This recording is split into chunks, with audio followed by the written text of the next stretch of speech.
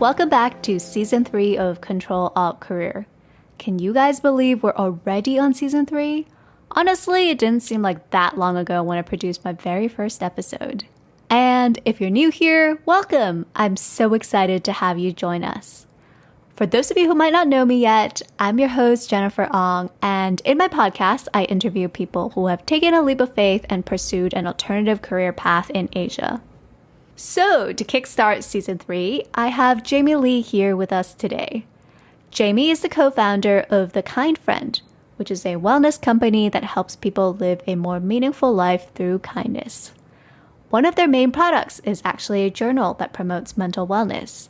And this journal has been embraced by many companies such as Google, Facebook, Spotify, and many more. But this actually all just started out as an Instagram account where her husband wanted to just share quotes of kindness and positivity on social media. Over time, the Instagram account went viral, and today they have built a business that supports both of their full-time salaries. But before starting The Kind Friend, Jamie has actually started not just one, but 2 different businesses. Her first company was teaching financial education to school children, and her second one was helping to connect graduates with jobs in the real world. She spent some time at Carousell after building these 2 companies and helped Carousell expand their operations to Australia. All right, I'll hand over now to Jamie to share her very fascinating career journey with you guys. Hi, Jamie. Super happy to have you on the podcast today. Thanks for having me. I'm really excited to be here as well. So I thought I'd just start off all the way at the beginning. You grew up in Australia. Kind of tell us, what were you like back then? Growing up, I've always been a very curious child. I think I've always been quite multi-passionate about multiple things. I love sports and I love art. I always enjoy making things to make people smile. And I also enjoy baking. I remember when I was a kid, I started this baking business at home. Oh, wow. And my sister and I created our own menu, our own tipping jar. Our parents are there, kind of forced them to order food from us and we'll make food and then get pocket money that way. So I guess I've always been very curious. And when I was a kid, I did reach out to Haagen-Dazs when I was 9 years old. That was during the time when my family immigrated to Australia. I realized we didn't have any Haagen-Dazs cafe. If you travel around, you will see Haagen-Dazs cafes everywhere across Asia. So I just wrote either an email or a physical letter to Haagen-Dazs and say, I would like to bring Haagen-Dazs Cafe to Sydney. That's amazing. Oh my God. I want to bring Haagen-Dazs to Sydney, more specifically around Darling Harbour. And I literally list out the reasons why. The food traffic, it's great. And it's like an iconic location. Even till to this day, I still remember it because even though they said no, they actually responded to my email. And said they tried to do it in Australia. It was too expensive. There were too many competitors and they failed. And through that experience, it just gave me that confidence, if you ever have an idea or if you ever want to reach out to someone that you respect or admire, there's nothing to fear. The only thing that they can say is no. But the biggest trade-off will be regret if you don't do it. That's such an important lesson to be learning at such a young age. That speaks volume to your character as well. And it seems like you always had this kind of entrepreneurial bug because you were saying that you started selling baked goods with your sister at an early age. So I guess when you were going into university, were you thinking, okay, I'm going to try to do something in the entrepreneurship space? So like eventually I'll start my own business, or what were you thinking? When I graduated from high school, I had no idea what I wanted to do. I thought it was really scary to select a degree that can potentially define who you are for the rest of your life. So one of my closest friends asked me if I want to go back to Taiwan with her to donate our time to teach a group of children from disadvantaged area English. And I say yes. And that was like one of the most life-changing experiences I've ever had.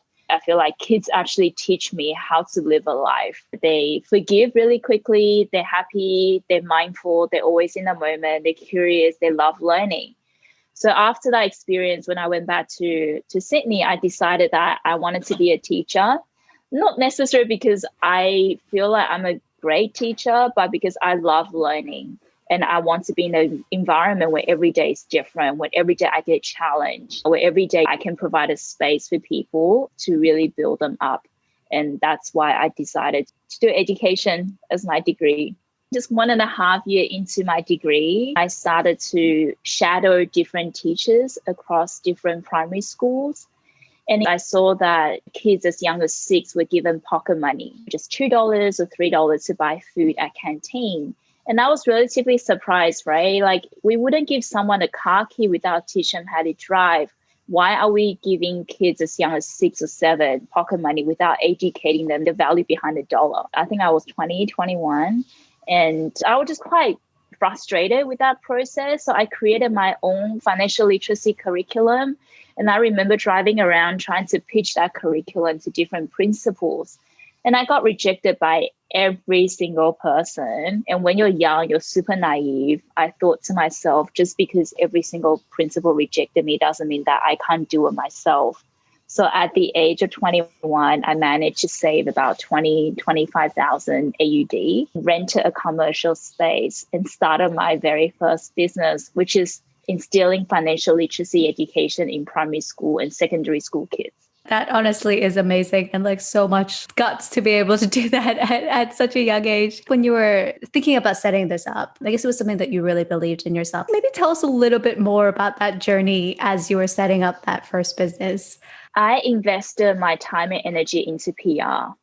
So, the first business, kind of picture it as a real life version of Monopoly. So instead of having just chairs and tables, when the students come into the classroom, they actually apply for a job according to their interest. So if you enjoy art, every week you can be drawing a picture and you will get paid accordingly. And the catch is, we have daily expenses in life. So when the kids come into the classroom, they actually have to pay for the chairs that they're sitting on. If they don't pay, they sit on the floor. Literally combine play and financial literacy education together. So the kids were learning so much through playing. So the concept is really novel. What I did was I literally packaged my story, including a bit of swag, and put it in gift boxes and sent it to the top journalists across Australia. Each journalist, they probably get thousands and thousands of emails per day. I want to be different. So I always ask myself, how can I stand out in such a crowded space? And if you think about it, imagine coming to work with a massive gift box. I think it was like a Winnie the Pooh gift box sitting on your desk. Not only will you get curious, all your colleagues will get curious. What is that massive gift box sitting on your desk? And that really got us onto national TV, national newspaper, and then kind of created a buzz around the business. And I did PR was because it's free. I figured that everything else I had to invest money, and I just didn't have any. I had to find ways that I can get my name out there through a medium that's free. Wow, that's honestly so creative. That's so smart. and a nice takeaway for us as well. Like, try to think about what you can do that's a little bit different from what everybody else is doing. Fast forward a little bit, you eventually moved on from this business and even started a second business after. But tell us about that process along the way. What made you decide to move on to do something else? I think one of the things that I learned being a founder is that sometimes you get so passionate about what you do, even when you're hitting the wall, you don't realize it. So I did the first business for about 4 years. I didn't really pay myself for the first 2.5 years or even 3 years. And I was completely overworked, completely burnt out. I'm always stressed. I'm always anxious. I had difficulties sleeping as well. And what happened was after 4 years, the business failed because of cash flow issue. And also my health, in addition to that, a long-term relationship also ended. So the relationship went for 8 years and everything just crashing down on me all in 1 week. And I really didn't know how to handle all of that. So after I quit the first business, I actually took a 2 months break and I went back to Taiwan, where I just reflected upon my journey and really figured out what went wrong. And that's when I realized that if you can never get the inside right, you can never get the outside right. And that's also the time when I started to invest into self-care and to really understand the concept of, hey, you need to look after yourself first before you want to give to others. During that time, when I quit my first business, it made me realize that health is wealth. Without health, you really have nothing. And in my early 20s, I think even till now in our society, There's a delusion that in order for you to succeed, you need to have a high degree of energy, a low need for sleep, and a drive that seems far beyond ordinary people. And with the first business, I loved it. I put my heart, my soul, my time, my energy invested into that business. I love my team. I love my customers. But I really had no concept of self-love. It became a massive part of my identity. I remember crying alone in my bed thinking that, I'm an entrepreneur and this is just something that I had to push through. I was completely exhausted, discouraged, and scared. And I was also very scared about what other people would think of me if I failed. I think I placed a lot of emphasis on external validation rather than trying to understand internal validation. So you left your business. You did a lot of self-reflection. And I think these are great revelations, like putting yourself first and making sure that you take care of yourself along the journey and not burn out. After those 2 months, what were you thinking at that point in time? Were you like, I'm going to go start another business? Or were you like, I'm going to go try and apply for a job? After that, I just wanted to say yes to new opportunities that excites me. I started another business after I went back to Australia, and I met my business partners over a coffee chat.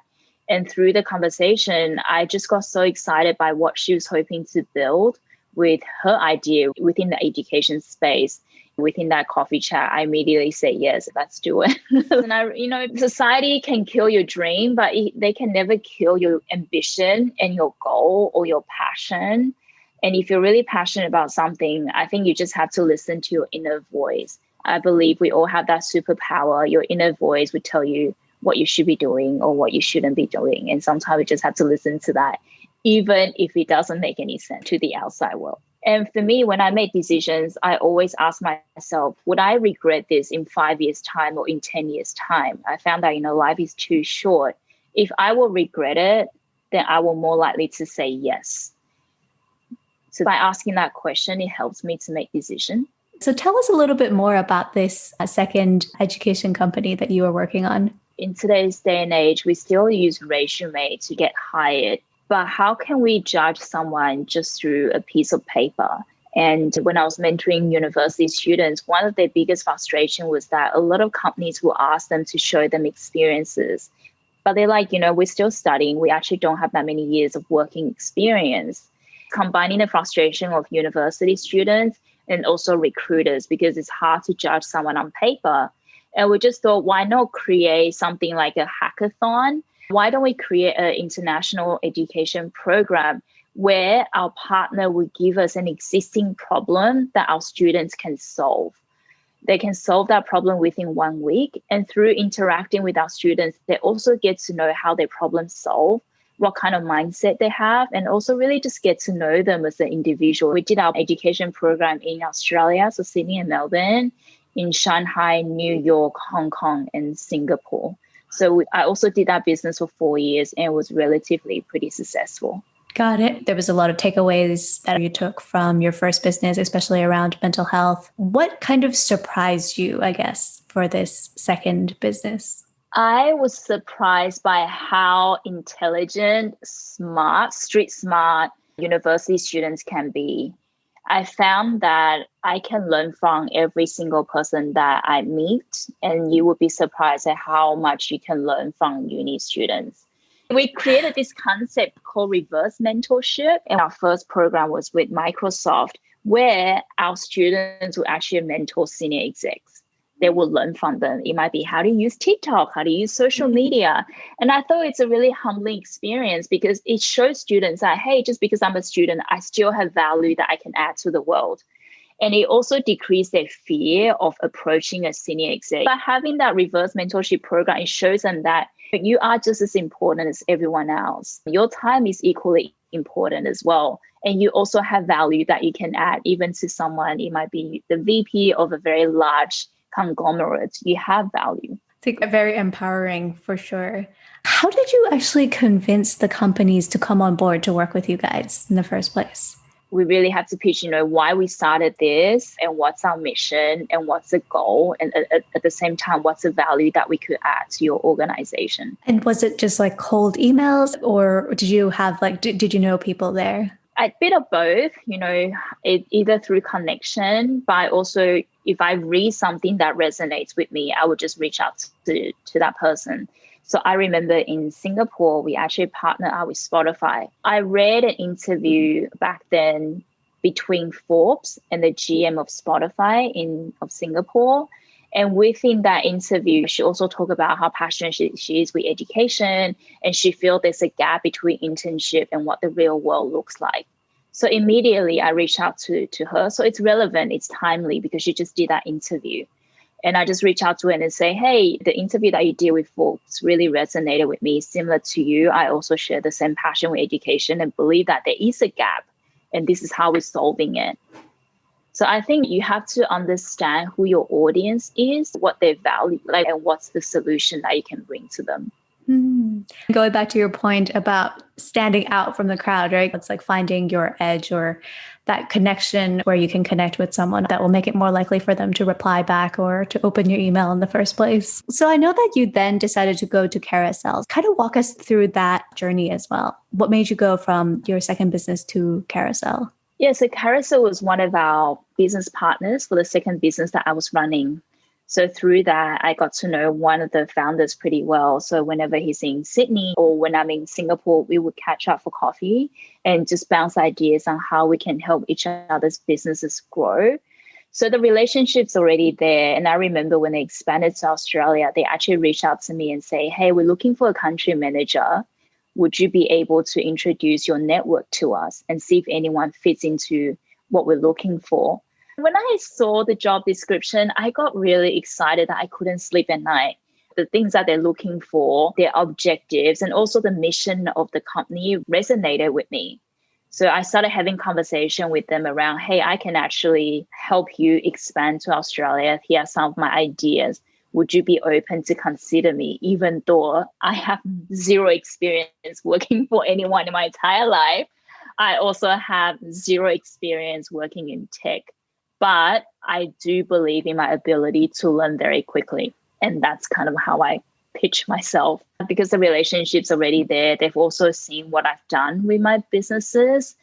And that's when we started to have conversation, and the rest is history. So I was with the company for almost 3 years. I think when you're open to new doors or new opportunity, the opportunity just comes to you. You need to build a relationship with our previous partners just to see, hey, is there any value that I can add to you? I always go into a meeting with the mindset of that I'm here to add value, I'm here to give. I guess that's one of the key reasons why when they expanded to Australia, they actually reached out to me for my help to see if I can help them find a country manager for Carousell. I feel like you're dropping so many gems in this interview. I think it's very true.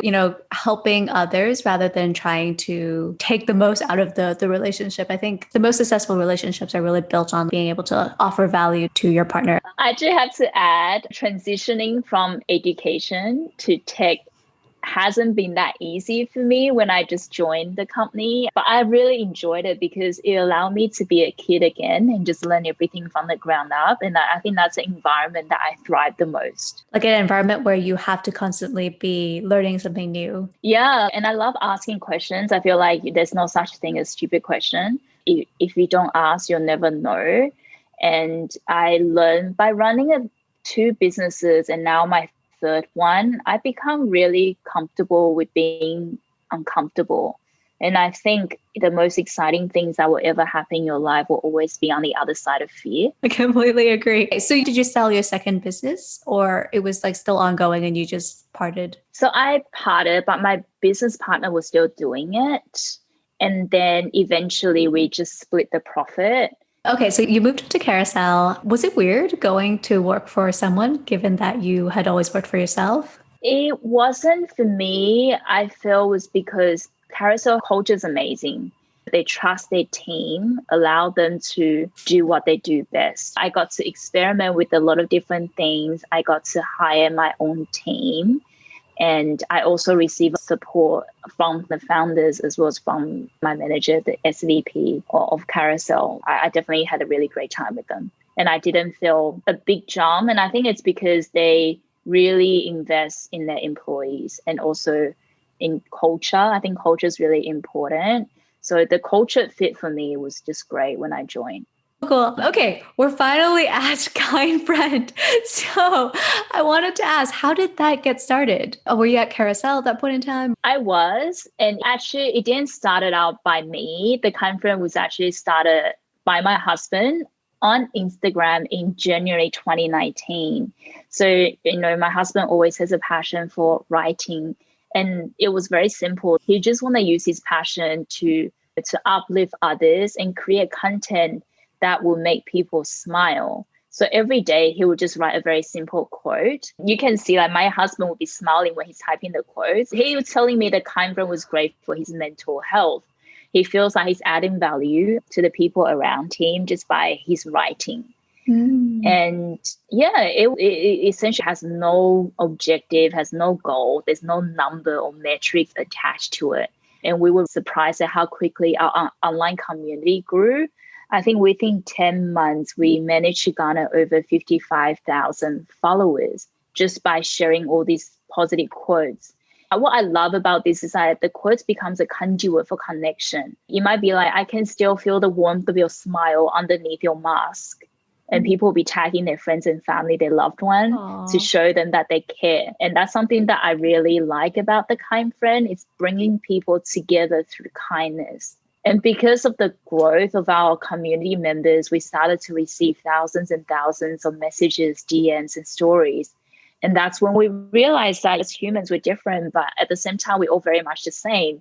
It just seems that our community is experiencing an everyday challenge of addressing their stress and anxiety.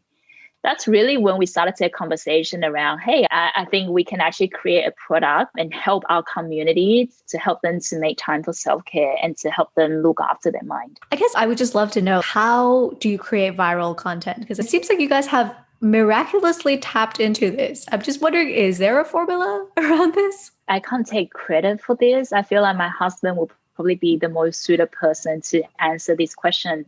But I just know that the fundamental is that you really need to understand your audience. So we stay really, really close to our audience. Sometimes we look at their Instagram account, who's our audience, where are they from? And we try to respond to every single person's message to build our relationships, to build that dialogue.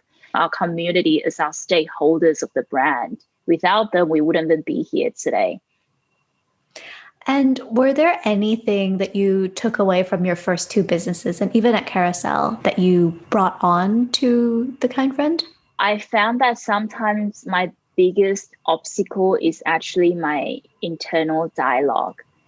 The way we see the world is purely based on how we talk to ourselves. And sometimes I can really self-sabotage my confidence just through the way that I talk to myself. I can be like, oh, my friends are doing better than me. This business just raised $10 million and I don't have investors. I'm not raising money. So through the first two businesses, I really had to learn how to become the best coach I can ever have through building the way and changing the way that I talk to myself.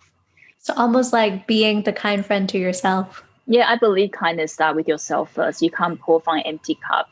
Yeah, so you have to show kindness to yourself. And through that, that's when you know and understand, how you can show kindness to others. Okay, so your Instagram account was created. Your husband was creating content kind of just for fun. You were working at Carousell at this time. What was the turning point for you guys? I remember we went on the trip to New York. And I was just so inspired by all these direct-to-consumer brands. You have the Glossier, you have Warby Parker, and they're all incredible at storytelling and they're impact-driven. And when I was looking at all these brands, and I just told my husband, I can totally do this. We've already had a community. We already know the struggle that our followers are experiencing as well. Why don't we co-create a product with our community and turn this potentially into a business? So I remember we had that conversation in New York. That was August. And we started doing surveys on IG. We found that journaling resonates with our followers the most. And through that, we also asked them, if we were to create a journal, what would you like to see inside? What colors do you want to see? What templates would you like to see? The price tag. pretty much everything. And that's how we essentially turn the Canva into a business and essentially co-create and crowdsource our product with our potential buyers. With the first business, I learned that it's very risky to jump into the water with both feet. So I told myself, I would never resign from my full-time job without understanding what's the potential in this business. I wanted to test out the idea. So we created a landing page with all our mock-up journal images. And within 3 weeks, almost 4,000 people signed up wanting to purchase a journal. Wow. And each of our journal, you say the retail price is $30 SGD. That's a pretty good capital for me to launch this business. Yeah. So that's how I decided to resign from Carousell and do this full time. And also I realized that I just couldn't stop talking about it. When I wake up, I think about it and I can pretty much visualize the entire experience that I want to create for the customers, as well as a journal that I would like to create. Got it. And when you created that landing page, did you just share that across your Instagram account? We always ask ourselves, how can we, give people amazing experiences and create things that will actually bring joy to people? So what we did with the landing page, we actually gamified it. So for example, if you share our journals landing page to 10 of your friends and 10 people sign up, you get a free journal for free. So that created that virality when people will be sharing with their friends through WhatsApp group, and we have a leadership board. And that's how we got so many people sign up wanting to buy our journal within such a short period of time. That's super interesting. It seems like these things, when you say them, it seems like they're so nonchalant, except they're actually really creative ideas that you have that not everybody would immediately think of. Do you feel like this is just something that was like innate in you, that you always were able to think outside of the box? I think it's because I love reading. I love learning. I love connecting with people. And I found that there's no such thing as new idea. Usually new idea is purely you connecting dots. You might be connecting two different ideas together and forming one idea. So even with the landing page, right, I just look at some of the most successful D2C brands out there in the world. How did they create that buzz? How did they launch?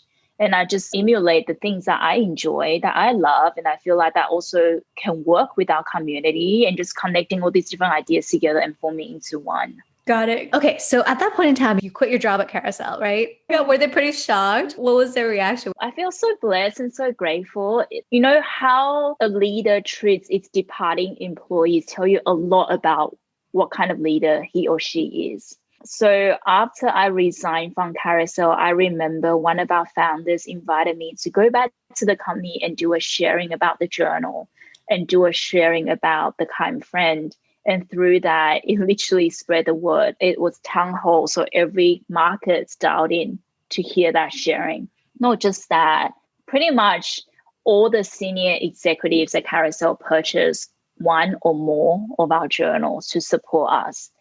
To them, it might be $30 a journal, but to me, I will remember every single one of them who has purchased the journal from me and who has supported me. Even just a few months ago, we did a collaboration with Carousell. We actually created a branded Carousell journal for them.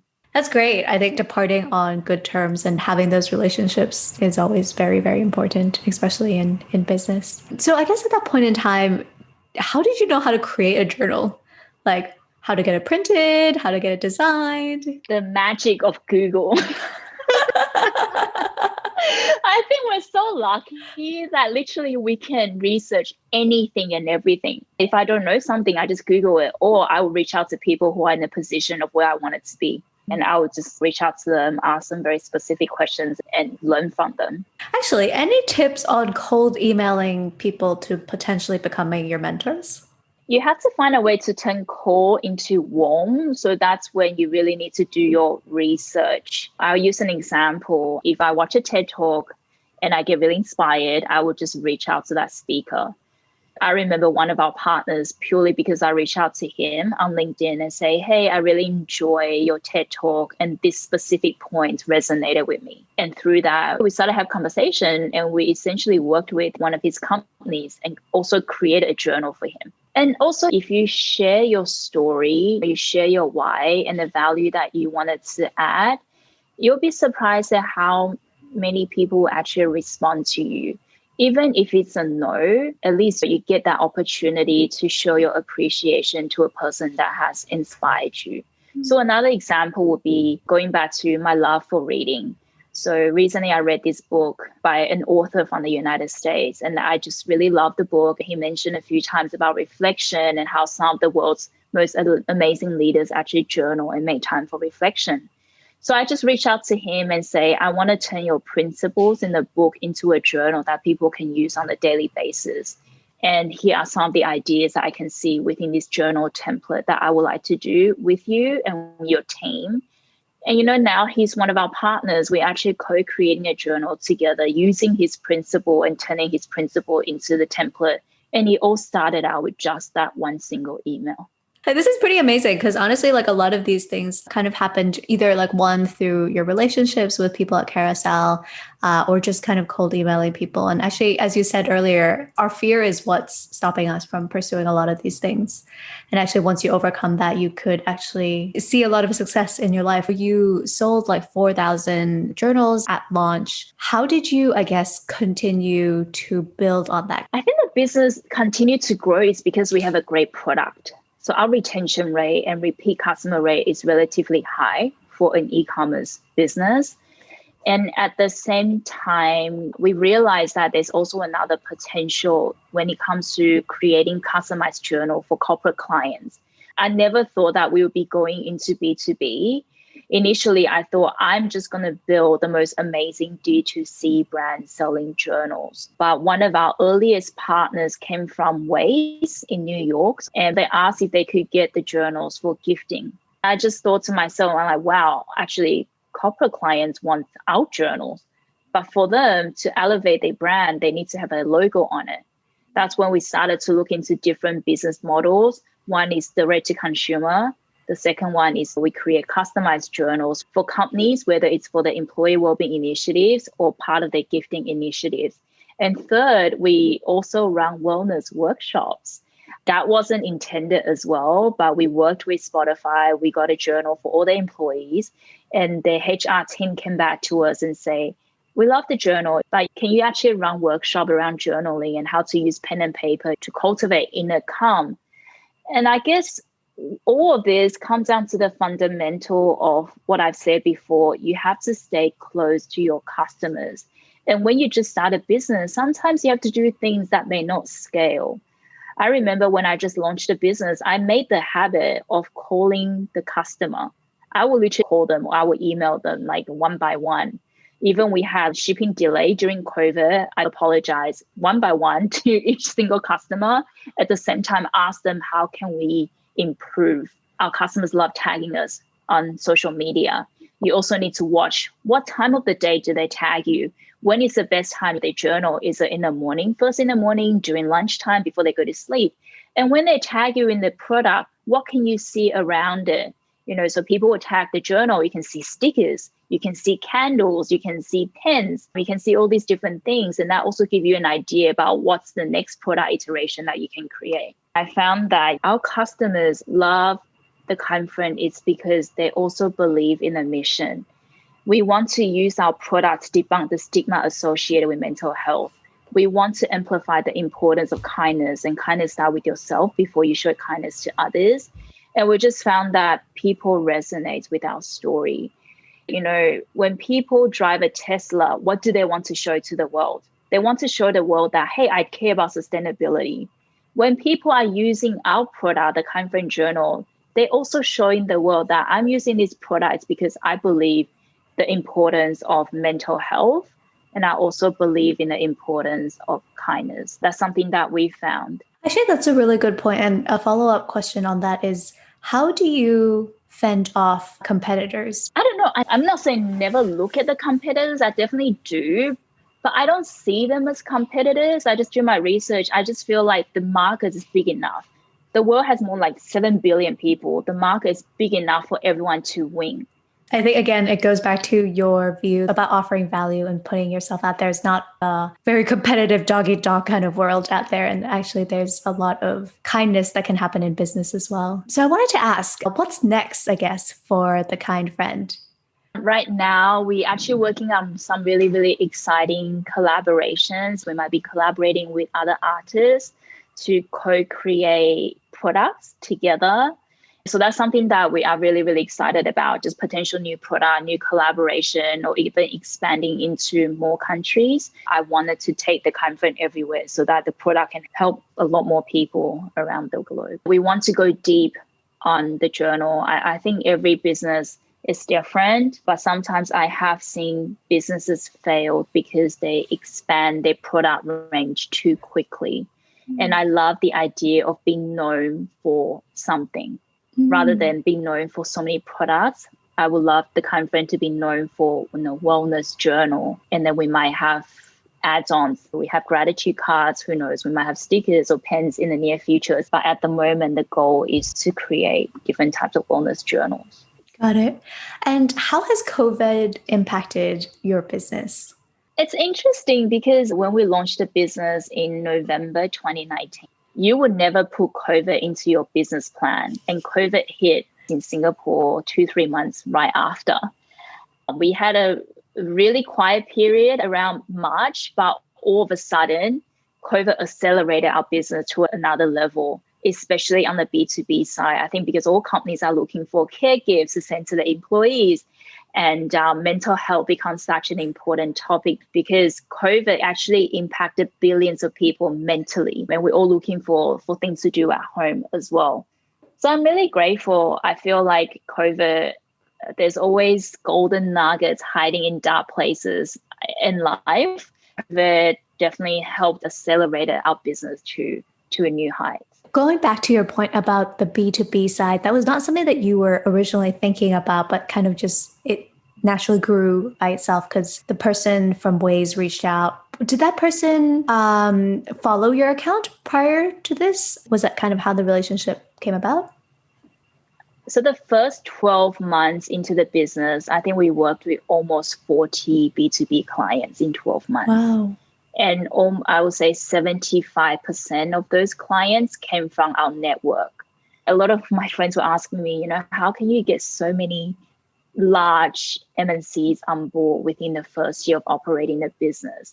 And I always say that people see the trees, they don't see the roots. I started building relationships since I was in my early 20s. And my husband also had a massive network as well. It's never an overnight success, even though the business only been around for over a year. But the relationships that we've built have been around for more than 10 years.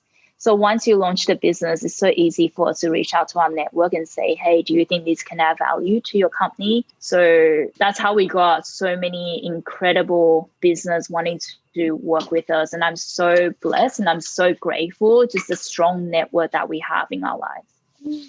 I think you're so right. A lot of the times people just see the iceberg and they don't see everything below the water. I wanted to ask, I know that your husband recently also quit his job to join the business full time. How did that come about? For us, we actually see all the assets that we have as a business. We try to have conversations around how we want to allocate that. And it's been really exciting working with my husband. We've definitely learned a lot about each other during this time. And we just feel like our investment side is doing well. The business is growing month on month. Why not put both of our strengths together and really create an impact? I think with the conference, it's really around the impact that we will want to create. And hopefully, I always believe that passion, profit, and purpose, all these three things can coexist at the same time. And that's what we are hoping to see with the business. And have you ever worked with your husband before? How has that been? I love it. I hope he loves it as well. Yeah, but there's definitely no secret formula. I think in every type of relationship, communication is key. So even before we start the conference, a lot of our friends laugh at this, but my husband and I always have this ritual that we actually create quarterly, performance reviews together. When you're working for someone, you have quarterly review, you have 6 months review, you know exactly where the business or where the department would be. But yeah, we don't really apply that similar mindset into our own life. Imagine if you also have quarterly reviews with your partner or just with yourself, we will have so much more clarity. It's like having a roadmap for your life. Otherwise, you'll just be driving around without a map. You don't know where your destination is. So even before running this business, we've always been doing that as a married couple. So we really understand, what's our motivation? Where do we want to be financially? Where do we want it to be in terms of our health, in terms of our career? So we just make sure we consistently aligned. And so, yeah, with the current friend, it's not a surprise that he resigned from Facebook because it's always in the plan. Was it a bit like once we hit this revenue target, then we're ready to both like fully commit? It was more around once we hit this number with our investments plus the business. The harsh reality with running a startup is that most startups fail within the first 4 years. So just relying on the business for him to resign is actually a really, really big risk for us. Mm. But luckily, we have other ways to generate passive income for us. Mm. Okay, so when you speak about investments, it's your personal investments. Yeah, so, we invest in startups. So right now, we've invested in 5 different startups, and we also invest in different asset classes as well. Got it. Actually, that's a really interesting point that I do want to dig deeper into if you feel comfortable sharing. A lot of people are very nervous to leave their jobs because they feel like, oh, if I leave a steady salary, how will I survive if I don't get a paycheck every single month? If you were to advise someone who's thinking about quitting their job today to pursue or starting their own business, what would you advise them to look at in terms of their personal finances? If you do want to follow your dream, resign from your full-time job, again, the reality is that most startups actually fail within the first 2 to 4 years. It's not easy.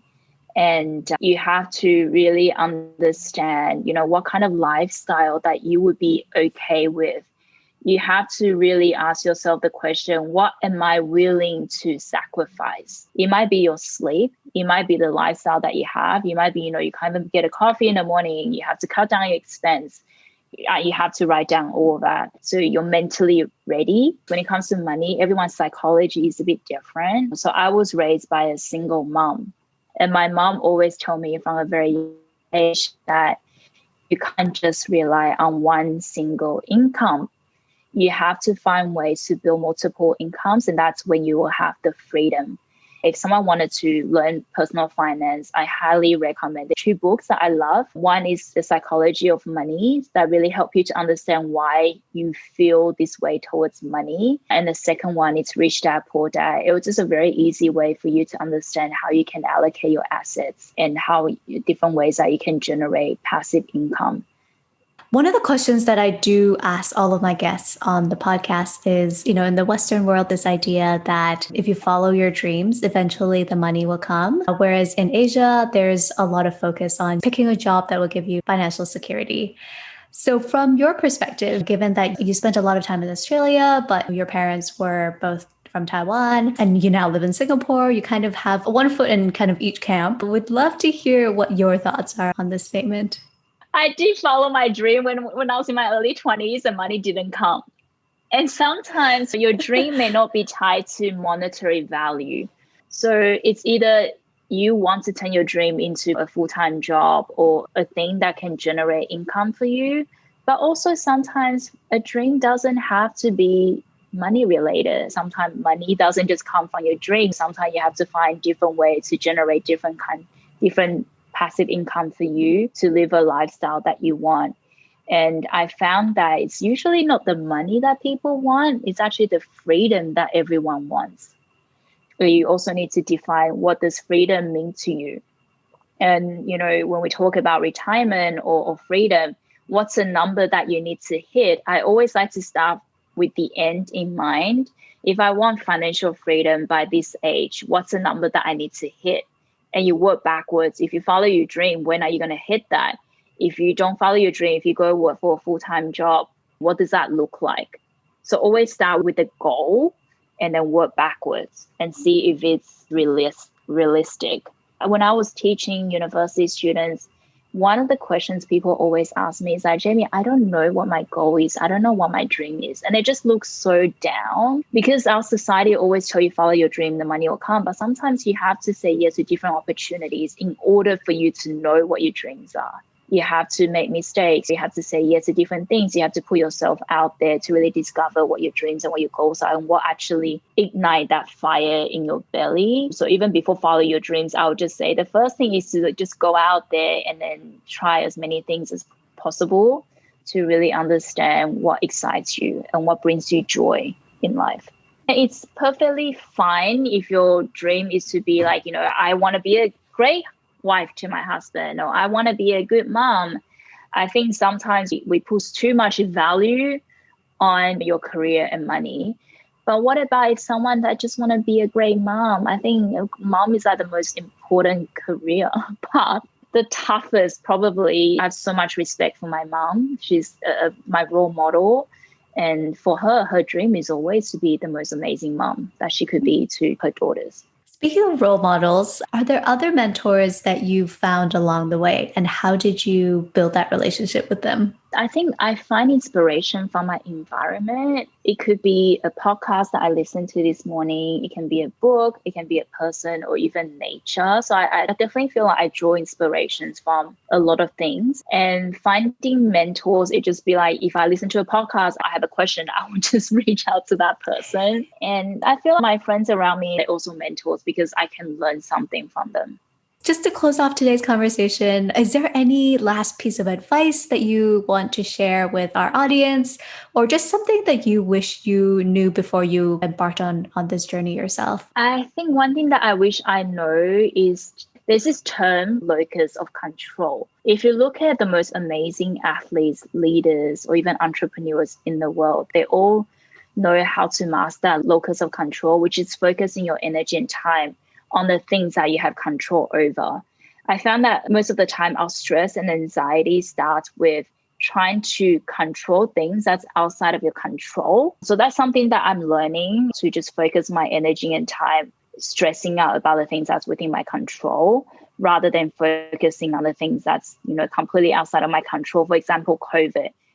Right now with these uncertainties, it's outside our control, but within my control is I can still live a healthy lifestyle. I can still build really meaningful relationships even during uncertain times like COVID. And I can still run a business. I can still pivot the business. That's all within my control. But outside of my control is whether I can go out, whether the lockdown's going to ease. I don't know about that. I just don't want to waste my time and energy on it. And I think that's really important lesson for me that I learned. That's so powerful. And what a great way to wrap up today's conversation. So just wanted to say a big thank you, Jamie, for sharing your super inspiring story. I had a really great time learning from you. Thank you. Thank you for having me today. And there you have it, my conversation with Jamie. Here's a couple key takeaways that I got from this conversation. 1, the power of relationships. It was through these relationships that Jamie secured a job at Carousell and later on even got Google, Facebook, Spotify as clients for the kind friend. How do you go about building these relationships? Jamie advises that you go into them by offering to give and add value. 2, when building and growing a business, it is crucial to listen to your customers and build a product, brand, and message that resonates with them. Jamie actually got the idea to create journals for the kind friend by surveying her audience on Instagram. 3, it is okay to not know what your dreams and goals are. Sometimes we just have to say yes to different opportunities, make mistakes, and try different things in order to really understand what excites us and what our dreams and goals are. And that's it for this week. Thanks for tuning in to another episode of Ctrl Alt Career. Check back in 2 weeks' time for the next episode where I'll be interviewing Greg Van, who went from UBS to Grab to founding robo-advisor startup Endowus in Singapore. And if you like this episode, do hit subscribe and share with 2 friends who maybe aren't so happy with their corporate job and need a little extra inspiration. As a reminder, I do have a one-on-one career coaching program. So if you're not too happy with your job and looking for some guidance to find a career you love, feel free to reach out to me or follow me on Instagram at ongjennifer_ for more information. Thanks for tuning in. I'll see you guys back here in 2 weeks.